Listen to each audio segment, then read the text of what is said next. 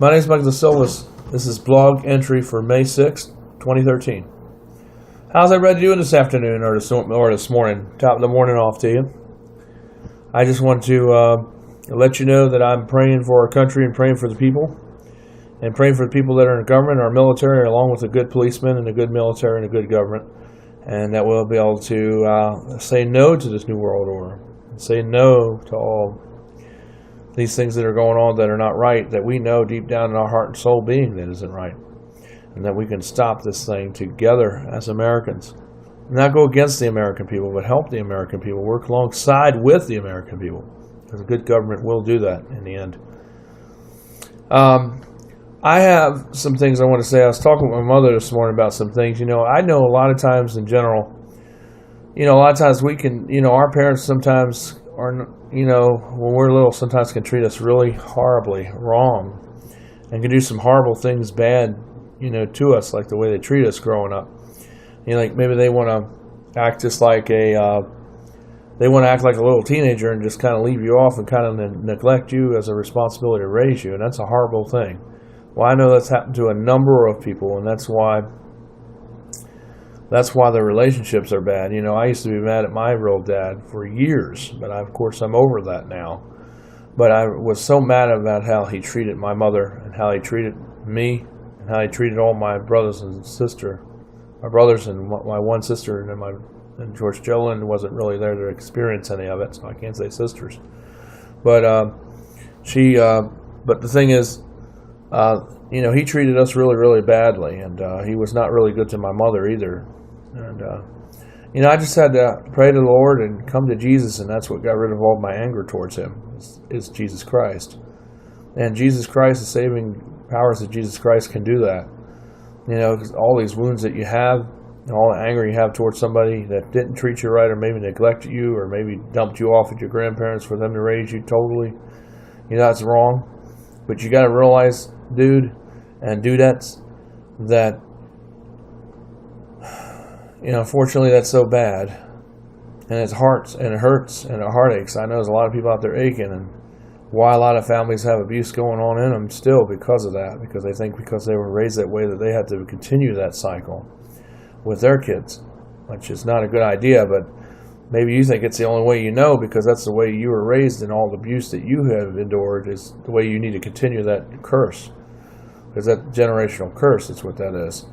You recognize that in Scripture, then because the Bible will teach you about these things. You can break these curses by not doing it simply, and it's not as easy by saying it.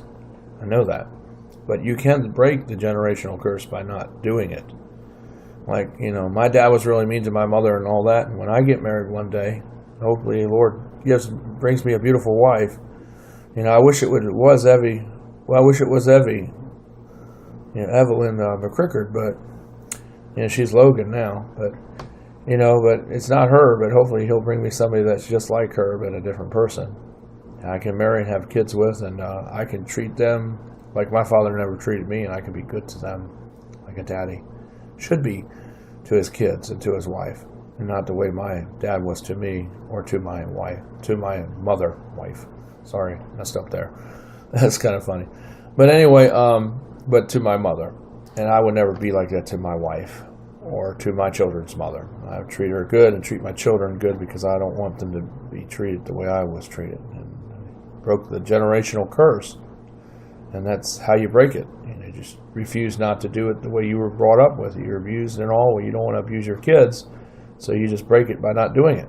That's how you do it. And it's hard to do that. But if you really want to do it, and you have the power of Jesus Christ in you, and love from God, because that's where it ultimately comes from, that's how you can break these horrible curses, these generational curses I've been talking about. So, you just got to learn to forgive people and not hold things down. Even when moms say horrible things going on. Sometimes when they're saying horrible things, it's their way of getting attention. But it also may be something that's deeper seated, and even though what they're doing is so mean and you think it's a behavior thing, it also could be a cry for help for something deeper. Like they could be going through some, mental problems, like they may have Alzheimer's too, and know what she's doing is wrong, or what your father's doing is wrong. It's going to be going either way. But there could be some mental problems there that are deeper seated. Like she could be going through Alzheimer's herself, and that may be why she's so bitter and so mean, because that's the part of the Alzheimer's that's affecting her brain and her center of her brain. And because Alzheimer's affects Alzheimer's, when somebody gets it, it can affect many different parts of the brain. So everybody that gets Alzheimer's, depending on where it affects, who gets it, not saying everybody does, but whoever, when everybody who does get it doesn't all get affected the same way. However, it does have a lot of the same symptoms and a lot of the same, problems that you notice, with forgetting and all that stuff that comes along with it. But it does affect different parts of the brain, just like no two epileptic people are the same, because there's different areas of the brain that epilepsy does affect, and from one person to the next. But it still is a bad, horrible disease or illness, and that's a lifelong debilitating illness at that. But epilepsy does affect different parts of the brain and the cortex. It doesn't affect all the same areas from one person to the next, even though a person can be diagnosed with epilepsy. But what I'm trying to say is that Alzheimer's is the same way. So what we need to realize is that we need to, try to work things out with our parents, even if they weren't much of our parents with us, if you can, if all possible. But, you don't want to say to your parents, I wish you would die. I know it's horrible because of the way they were, and I know you're angry, but it doesn't justify to be that way when you're a Christian and you change. You don't want to say things like that to your parents. And I know you've gone through a lot of things. I know that she put you through it, or he put you through a lot of things. And I know you're really angry. I know that anger's coming out now because you've held it inside you all these years because you didn't really talk about it. But you need to talk to somebody about it and get counseling. And, if you have this going on in your life, because it's not something you want to walk around with. Because when you get older as a man or a woman and you bottle up all this anger and bitterness in you, it can cause you to really become a really bitter man or woman, and a very angry one at that when you get older, especially. Because, all these bad memories tend to intensify with age. So if you get rid of these memories by asking God to help you get rid of them, and I don't mean by getting Alzheimer's, but just ask God to help you forgive and forget. He will over time. That's why time is always called the ultimate healer, I heard a lot of people say, because it is. But you have to allow God to manifest Himself in your life and really have that changed spirit, Holy Spirit in you, to be able to have God, to be able to help you to overcome and to give you strength to endure these harbors or hardship, so you can come through it as a winner and be able to move on. And, and in time, you'll be able to put that stuff, aggressiveness and angerness and bitterness behind you. That's not something that you can turn on like a light switch and it happens, because I know, as well as all people that have common sense and brains and intellect know, that this doesn't happen overnight. It takes a lot of time. It can take many years. It can take most of your lifetime. Just like we know when people, looked at pornography or have pornography issues, we realize that they're always going to have an issue with that. Or they're going to always be tempted or weakness. They're going to have weakness towards that. So we need to treat them with love, and we need to help them and be there for them so they don't slip back into that temptation to look at nudity pictures or to look at children or whatever they're looking at. We need to be there as a support for these people. Even if we have somebody in our family that's a child molester, we need to show support to them. Because even though they had an issue, if they've overcome that issue, we need to be there to help them and to encourage them and to be there for them so they don't fall back into that trap to do it again. Because when people aren't there for them, because a lot of people are like, I'm not going to hang with you because you're such a bad person. I don't want to have nothing to do with you.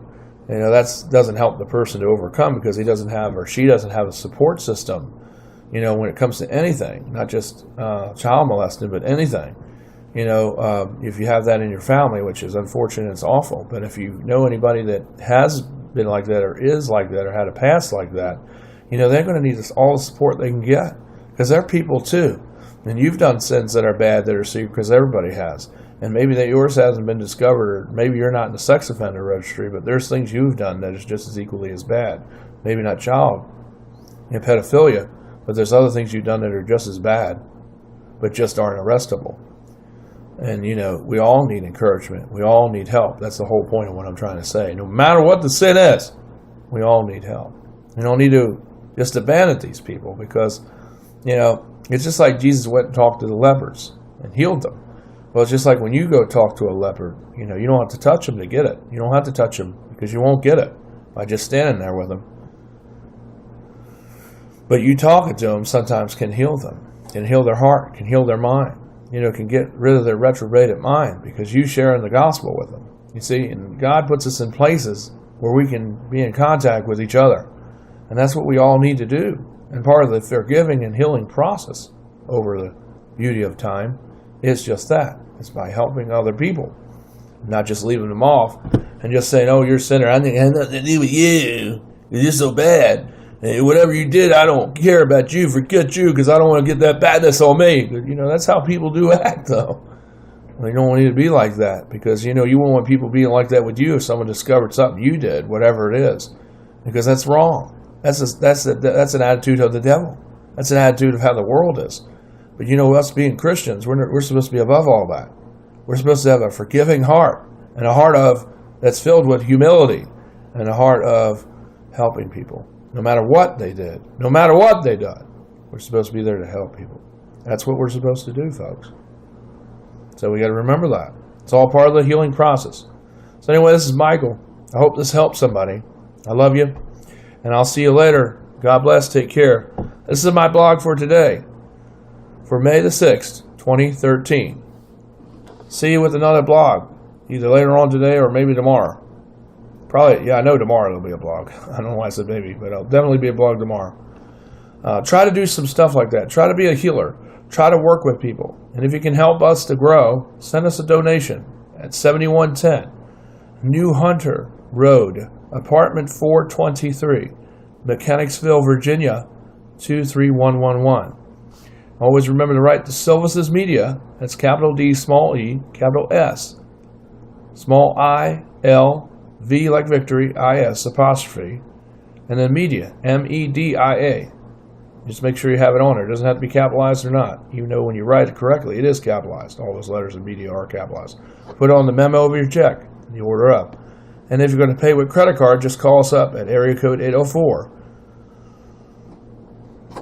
804-789-9373. That's 804-789-9373. Thanks a lot. This is Michael. Take care. God bless. And please help us to grow. We need your help.